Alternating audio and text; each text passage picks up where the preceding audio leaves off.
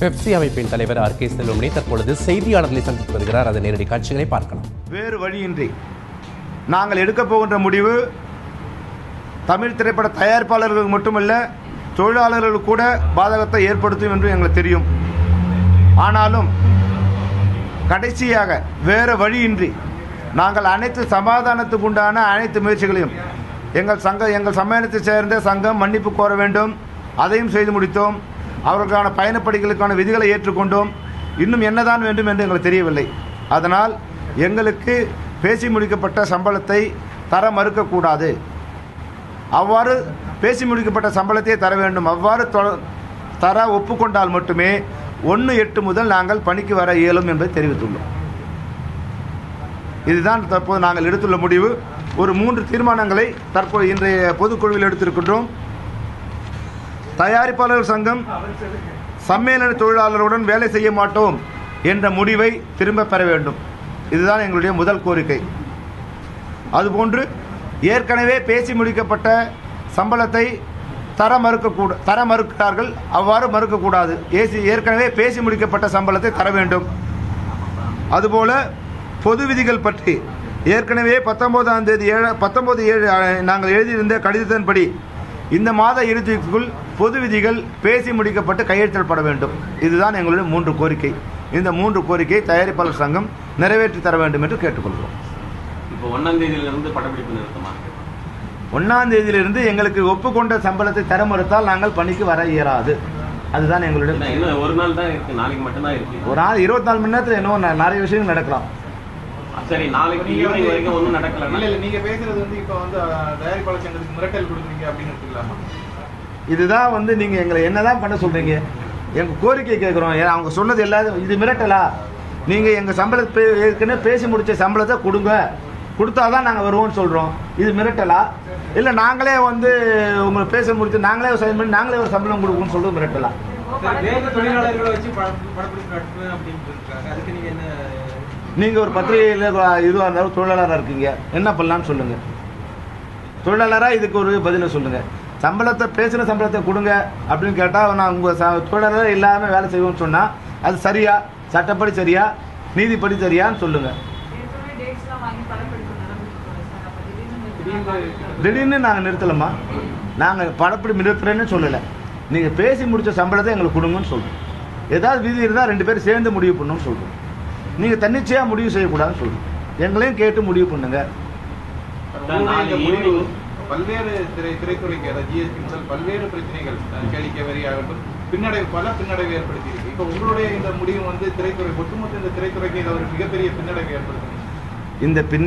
நான் இந்த சம்மேளனத்தின் தலைவராக இருந்தாலும் அடிப்படையில் நான் ஒரு இயக்குனர், பின்னால் ஒரு தயாரிப்பாளராகவும் இருந்திருக்கிறேன். தயாரிப்பாளர் கஷ்டம் எனக்கு தெரியும். ஆனால் ஒப்புக்கொண்ட பேசி முடித்த சம்பளத்தை தர மறுப்பது சரியான நியாயம் இல்லை என்பதுதான் எங்கள் கருத்து. ஒருவேளை உங்களுடைய கோரிக்கையை ஏற்றுக்காம வேலை நிறுத்தம் நடந்தால் எத்தனை படங்களுடைய படப்பிடிப்புகள் பாதிக்கப்படும்? எந்த அளவுக்கு நஷ்டம் ஏற்படும் சார்? இப்போ 35 படங்கள் படப்பிடிப்பு நடக்குது சார். 35 படம் இன்னைக்கு நடக்கிற படப்பிடிப்பு வரைக்கும் எங்களுடைய தொழிலாளர்கள் தான் ஒர்க் பண்ணிட்டு இருக்காங்க. அவங்க இப்போ அன்னைக்கு இதே முன்னாடி நிர்வாகமாக இருந்திருந்தா இல்லை வேற நிர்வாகங்கள் இருந்தால் பெப்சியோட ஒர்க் பண்ண மாட்டோம்னு சொன்ன மறுநாளே ஸ்ட்ரைக் பண்ணியிருப்பாங்க. நாங்கள் அதுபோல் எந்த விதமான உணர்ச்சி வசப்பட்டு எந்த முடிவு எடுத்து தயாரிப்பாளருக்கு நஷ்டம் ஏற்படுத்தக்கூடாது. தயாரிப்பாளருக்கு நஷ்டம் ஏற்படுத்தால் அது நமக்கு கூட நஷ்டங்கிறத உணர்ந்து தான் இவ்வளோ நாள் எல்லாத்துக்கும் நாங்கள் ஏற்று இது வரைக்கும் வந்திருக்கோம். உடனடியாக நாங்கள் எங்கள் உறுப்பினர்களும் என்ன மாதிரி இப்போ தொழிலாளர்கள் எப்படி கண்ட்ரோல் பண்ணுறது எவ்வளோ கஷ்டம். நான் சம்பளம் கொடுக்க மாட்டேன்னு சொன்னாவோ இல்லை பெப்சியோட ஒர்க் பண்ண மாட்டேன்னு சென்டிமெண்ட்டாக அவங்கள ஒரு அதிர்ச்சி கொடுத்தாவோ என்ன நடக்கும்? இதையெல்லாம் பேசி நாங்கள் அவங்கள ரொம்ப கன்வின்ஸ் பண்ணி ஒரு சுமூகமான நிலை ஏற்படணும். 2 பேருக்குமே நஷ்டம் ஏற்படுங்கிறது எங்களுக்கு தெரியும். இது அவங்களுக்கு மட்டும் நஷ்டம் இல்லை, எங்களுக்கும் நஷ்டம் எங்களுக்கு தெரியும். அதனால் இது வேண்டான்னு நினைக்கிறோம். அது என்ன ஆகுது? ஒன்று எங்களோட உரிமையில் தலையிடுற மாதிரி இருக்குது.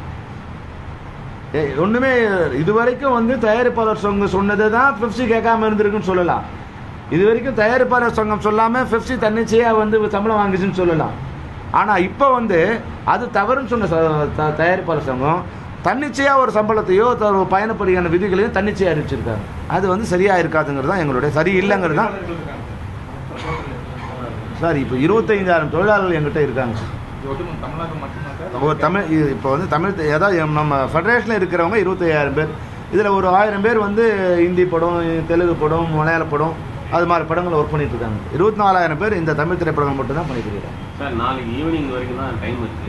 நாளைக்கு ஈவினிங் வந்து அவங்க கிட்ட இருந்து பதில் வரலன்னா செவ்வாய்க்கிழமையில இருந்து ஷூட்டிங்க்கு போக மாட்டாங்களா? அப்போ அது ஸ்ட்ரைக்குன்னு சொல்லலாமா இல்லை எப்படி? உங்க வார்த்தையில எப்படி வேணாலும் சொல்லுங்க சார். நாங்க எங்களுக்கு உங்களுடைய 25,000 தொழிலாளர்கள் இருக்காங்க, அவங்களுடைய வாழ்வாதாரம் பாதிக்கப்படுது.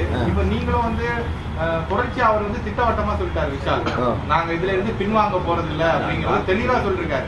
ஆனா நீங்க ஏன் இன்னமும் அதை சொல்றது, நீங்க வந்து இன்னமும் அச்சப்பட்டு சொல்லக்கூடிய ஒரு நிலைக்கு தள்ளப்பட்டிருக்கீங்க? அச்சம்லாம் இல்ல. அச்சம் இல்ல. நீங்க இன்னமும் வந்து அவங்க கிட்ட ஒரு கோரிக்கை வைக்கிற மாதிரி கோரிக்கையே இல்லை. இது வந்து எங்க முடிவை சொல்லிட்டோம் சார். இது எங்க முடிவு. நாங்க வந்து அவங்க முடிவை திட்டவட்டமா சொல்லிட்டாங்க. நாங்க இதுக்கு வந்து திட்டவட்டமா சொல்லி பெப்சி தொழிலாளர்கள் வேலை செய்ய மாட்டோம் சொல்லி வேலை செஞ்சுட்டு தானே இருக்காங்க. சொல்வது வேறு, செய்வது வேறு. சொன்ன மாதிரி செஞ்சா நேற்று இந்த படப்பிடிப்பு நின்றுக்கும் முன்னாடி நின்றுருக்கும். அவங்க சொன்னாங்க, செய்யல. இன்னைக்கு ஒர்க் பண்ற 100% தொழிலாளர்கள் பெப்சி தொழிலாளர்கள் தான் படப்பிடிப்பு ஒர்க் பண்ணிட்டு இருக்காங்க. சொன்னாங்க, செய்யல இல்லையா? பெப்சி தொழிலாளர்கள் ஒர்க் பண்ண மாட்டோம்னு சொன்னாங்க, அது செஞ்சாங்களா? செய்யல. ஒர்க் பண்ணிட்டு தான் இருக்காங்க. இன்னும் இப்போ இங்கே வந்து ரஜினி சார் ஷூட்டிங் நடக்குது, அதில் எல்லாரும் நம்மளால தான் ஒர்க் பண்ணுறாங்க. இப்போ விஷால் சார் ஷூட்டிங் நடக்குது, அதுலேயும் இங்கே தான் போயிருக்காங்க. இப்போ விஜய் சார் ஷூட்டிங் நடக்குது, அதுலேயும் போகிறாங்க. இல்லை, நான் கேட்டது வந்து விஷால் வந்து சொல்லிருக்காரு, நீங்கள் ஒரு வேலை வராத பட்சத்தில் நாங்கள் வந்து வெளிநபர்களை வச்சு வேலை செய்வோங்கிறதுல உறுதியாக இருக்கோம். நாங்கள் வந்து உங்களுடைய அந்த பேச்சுவார்த்தை சார் நடக்க போகிற விஷயத்துக்குலாம் வந்து யூகிச்சு நாங்கள் பதில் சொல்ல முடியாது. இல்லை, அவர் திட்டவட்டமாக சொல்லியிருக்காரு சார். இப்போ கூட பெப்சி தொழிலாளர் ஒர்க் பண்ண மாட்டேன்னு திட்டவட்டமாக சொன்னார் சார்.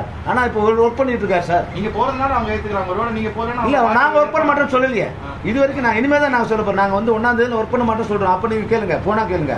இது வரைக்கும் ஒர்க் பண்ண மாட்டோம்னு சொன்னது அவர், ஆனால் ஒர்க் பண்ணுறது அவங்க. அதனால் அவங்கள தான் கேட்கணும். எங்க நீங்கள் ஒர்க் பண்ண மாட்டேன்னு சொன்னீங்களா, எங்கே ஒர்க் பண்ணி நீங்கள் அவங்கள தான் கேட்கணும். நாங்கள் சொல்லலையே ஒர்க் பண்ண மாட்டோம்னு இது வரைக்கும் நாங்கள் சொல்லவே இல்லை.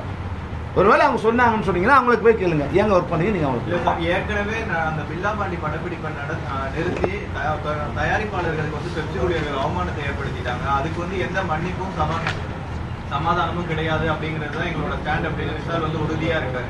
நீங்களும் சுமூகமா தான் ஆரம்பத்துல இருந்தே அவங்களுடைய கோரிக்கைகள்லாம் ஏத்துட்டு வரீங்க. ஆனாலும் அவங்க ஏன் ஸ்ட்ராங்கா வந்து இன்னும் உங்களுடைய அந்த வெளிப்பாடு இப்ப என்னன்னா,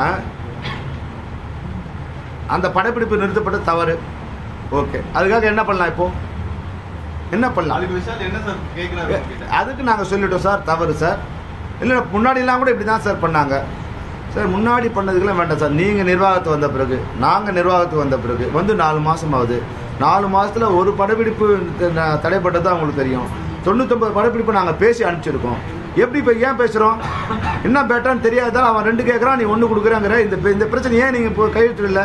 ஏன் பேசி முடிக்கல? பேசி முடிச்சிருக்கணும் இல்லையா? இதை பேசி முடிச்சா தகராறு வராது இல்லையா? நாங்கள் 99 சரி பண்ணி அமைச்சிருக்கோம். எங்கேயாவது 1-2 விதிமீறல் இருக்க தான் செய்யும். அது வந்து கொஞ்சம் நம்ம இப்போ அவங்க தப்பு மட்டுமே இருக்கு. 8 வருஷம் கையெழுத்து போடாது அவங்க தப்பு மட்டும் இல்லையா? ஏன் கையெழுத்து ஏன் பேசி முடிக்கல? பேசி முடிக்காத இது மாதிரி தவறுகள் ஏற்பட தான் செய்யும். ஒரு அந்த சங்கம் மட்டும் தவறுன்னு சொல்ல முடியாது. அந்த சங்கத்தோட தவறும் இருக்கு. ஆனால் அந்த சங்கத்தை தவறு செய்ய வச்சது எது?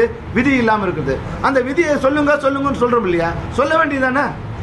இப்போ இருந்த நிர்வாகம் சரி, முன்னாடி இருந்த தானு சார் இருந்தார், அதுக்கு முன்னாடி KR இருந்தார், அதுக்கு முன்னாடி SI சார் இருந்தார், எல்லாரும் சொல்லியிருக்க வேண்டியதானே?